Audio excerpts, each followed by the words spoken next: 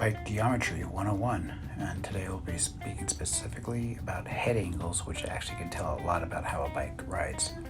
So a head angle is determined by the angle between the floor and the angle of the fork, as seen in this picture.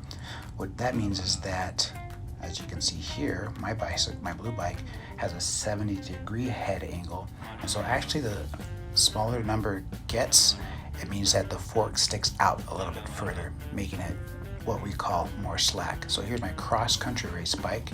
It actually is slacker than my blue bike.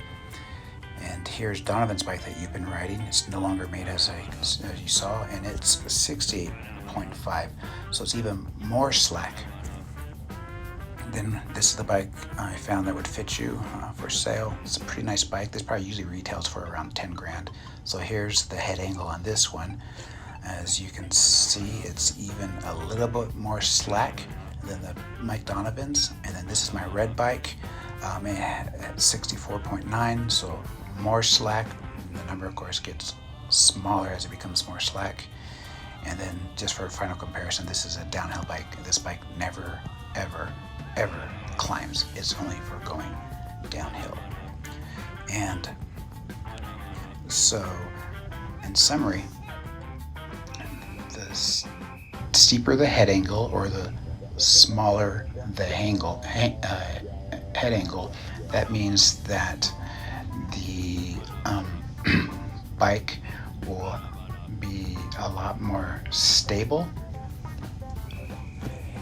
and that the bike will also be less nimble. So if you were going fast on some flat ground and you were in a bunch of rocks, a rock garden, it wouldn't handle as quickly to negotiate over those, and it would be kind of really hard.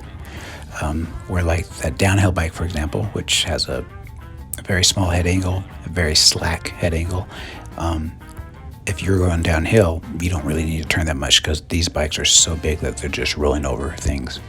Also, generally with the more suspension something has, the head angle is usually more slack, and also the wheelbase is a little bit longer. And the wheelbase is determined at the points where the front wheel touch and the back wheel touch. So the longer a wheelbase is, the more stable a bike is, less nimble.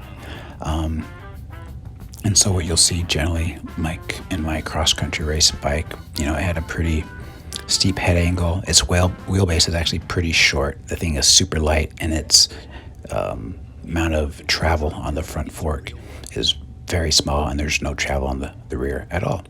So I hope that helps. Look at my red bike, which is the one that has the most amount of travel and also has the bigger wheelbase and a slacker head angle.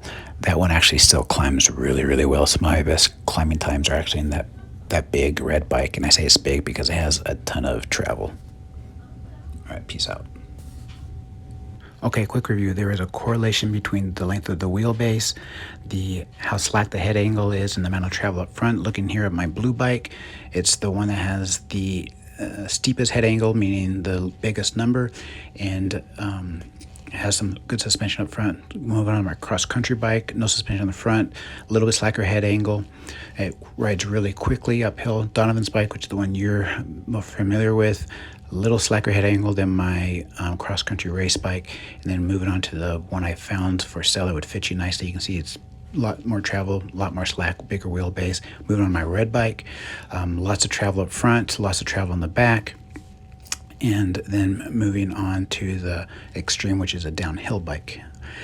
You'll also notice through those pictures that there's a weird correlation with the rear suspension. That is, it's not just dependent upon the shock, but also the placement of the linkages and where they are and things like that can all contribute to the feel of the rear suspension and how much it is.